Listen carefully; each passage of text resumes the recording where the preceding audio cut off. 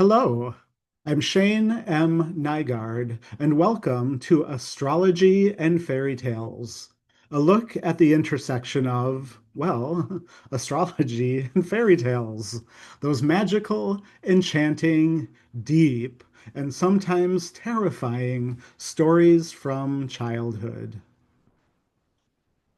Once upon a time, there lived a psychologist named Carl Jung, perhaps a kind of fairy godfather, casting a spell, not with a wand, but with words. Stick with the image. And from this incantation, a new kind of magic emerged.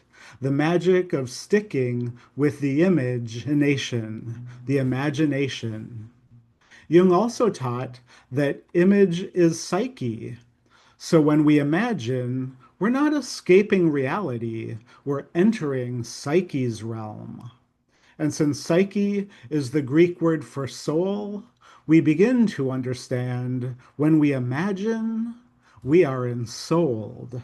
Fairy tales, with their wildly imaginative worlds, speak directly to soul. And that's not just a magical spell, it's an animating dynamic we all carry within. Poet W.H. Auden offered another way to stick with the image and keep it real. The way to read a fairy tale is to throw yourself in. To throw ourselves in is to surrender to soul, to immerse ourselves in the imagery of a fairy tale or an astrology chart. And in this presentation, we will. Jung also asked himself a question that echoes through this entire exploration. What is the myth you are living? He confessed, I did not know that I was living a myth. And even if I had known it, I would not have known what sort of myth was ordering my life without my knowledge.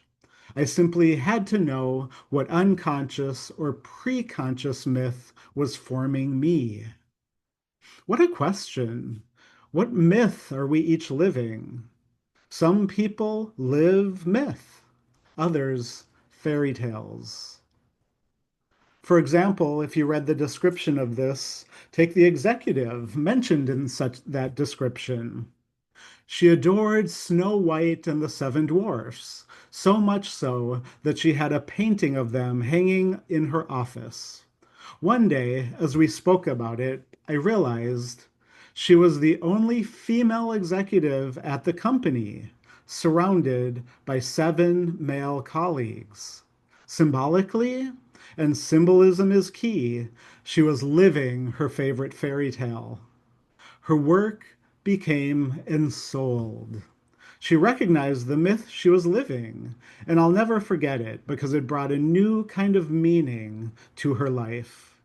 So I ask, are we living our favorite fairy tale? And how might we see that tale reflected in our birth chart? We'll get there, but first, what are fairy tales? According to the Oxford Dictionary, a fairy tale is there's three parts to it here. A children's story about magical and imaginary beings and lands. Something resembling a fairy tale in being magical, idealized, or extremely happy, as in a fairy tale romance. Or even a fabricated story, especially one intended to deceive. Magic, imagination, happiness, deception. We hear the whispers of Neptune in these definitions, and a dash of Mercury's trickster charm. Fairy tales are found across cultures, continents, and centuries. Some are attributed to famous authors. Others are rooted in local lore. Researchers at Durham University discovered that certain tales have prehistoric origins, older than the earliest written records, some dating back to the Bronze Age, nearly 5,000 years ago. fairy tales are ancient. They're part of the fabric of childhood across the globe. And as Laini Taylor writes in Strange the Dreamer, describing the character Laszlo Strange, a librarian, a bookworm, and a dreamer, fairy tales were reflections of the people who had spun them and were flecked with little truths, intrusions of reality into fantasy, like toast crumbs on a wizard's beard. Though spun from diverse cultures, fairy tales share common characters, themes, and lessons. Jung would say they arise from the collective unconscious. They are archetypal. We meet royalty, kings, queens, princes, princesses, and humble peasants. We encounter animal familiars who speak or are understood by the hero or heroine. We face witches, wizards, enchanted beings, magical spells, and hidden treasures. And we learn timeless lessons. Work hard, be kind, beware deception, trust wisely, and don't judge a book by its cover. Despite their cultural variety, fairy tales echo with shared symbols and truths. They are archetypal, just like astrology. So, what are archetypes? So, we'll weave astrology in shortly, but first, let's answer that question. Archetypes dwell in what Jung called the collective unconscious, a shared psychic reservoir of symbolic patterns and primordial images. They are the familiar figures and motifs we encounter in myths, fairy tales, the arts, astrology, and popular culture. They are the images we've collectively stuck with. Symbols so rich they contain entire libraries of meaning, emotion, and wisdom.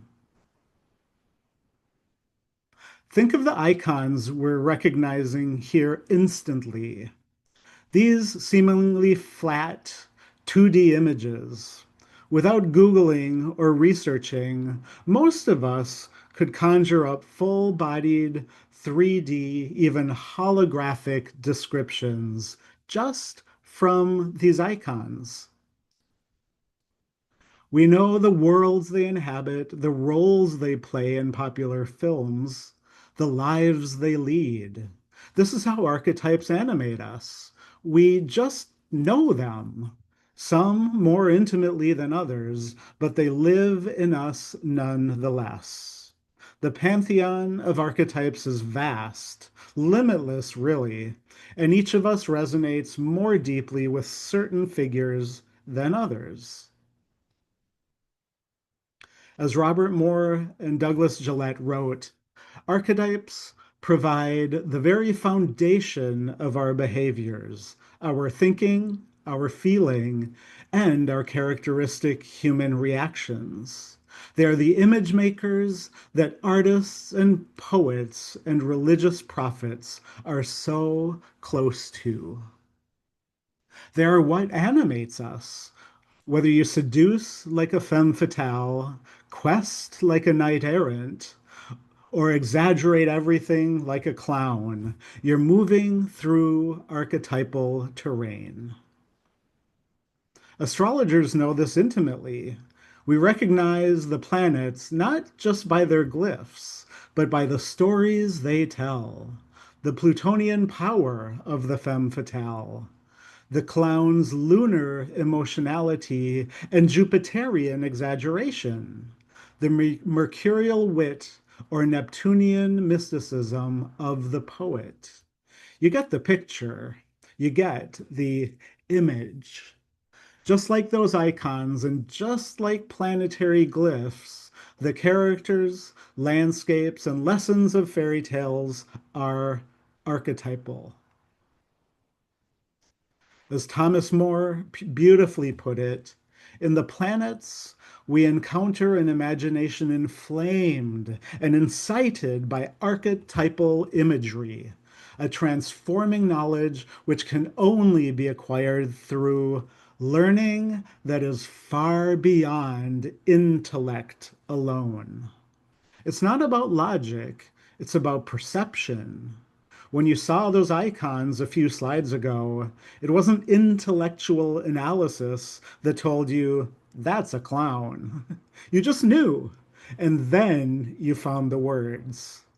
When we know fairy tales, we begin to perceive them within astrology charts. Because fairy tales are archetypal. Astrology is archetypal. And that means these two symbolic terrains intersect, and we can explore those intersections. We can begin to see the correspondences between fairy tale characters and planetary archetypes. The sun as the sovereign, the king or the queen. Jupiter's expansiveness as the giant. Uranus's unpredictability and airy brilliance as perhaps a fairy godmother. Bibbidi bobbidi boo. So this is the tapestry we're weaving. Threads of fairy tales and threads of astrology spun together into a mythic cloth that stretches across millennia.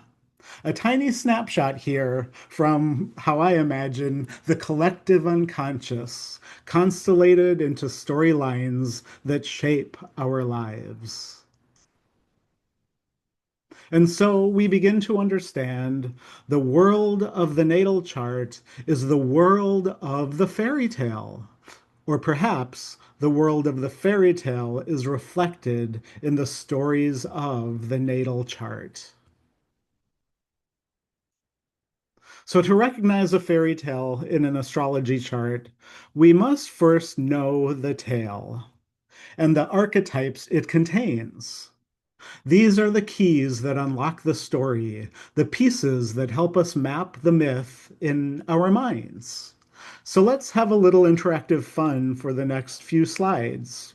Interactive, as in you're watching and still playing along. From this assortment of images, can you guess which fairy tale this is? Yep, it's Cinderella. And how did you know? Was there a particular image that gave it away? I mean, for me, it was the single high heel, that iconic glass slipper, which instantly conjures Cinderella's story. And notice we didn't need much information, just a few symbols, and we're there. So here's another. Any guesses on this one? It's Little Red Riding Hood. And here? It's Jack and the Beanstalk. See how quickly we recognize these tales without needing any words. It's the same with astrology. We receive so much information simply from how a chart shows up. And we remember Thomas More saying how this is a transforming knowledge which can only be acquired through learning that is far beyond intellect alone. I love that. Now, are you familiar with this one? It's Sleeping Beauty. And just a couple more here in this intro. This one, Hansel and Gretel. And how about this one? It's a bit trickier. Though it contains fairy tale-like images and archetypal motifs, it's not a known fairy tale, at least not one that I'm aware of. It's a collage of archetypal symbols, but unlike the previous slides, these don't cohere into a familiar narrative. I included this to highlight something important, the power of the collective unconscious. It holds millennia of images, but humans are uniquely gifted at sensing when those images form a familiar story and when they don't. This matters in astrology too. Sometimes a chart or transit does constellate into a timeless tale. Other times it's more fragmented or unfamiliar, yet still rich with symbolic meaning. What they all share is this: we can perceive the characters, creatures, and storylines. And as astrological cycles repeat, so too does the meaning of a fairy tale in someone's life. As Bruno Bettelheim writes in The Uses of Enchantment, as with all great art, the fairy tale's deepest meaning will be different for each person, and different for the same person at various moments in his life. And with that, let's turn to a few chart examples, which you can see in other videos that as they're posted. So thank you.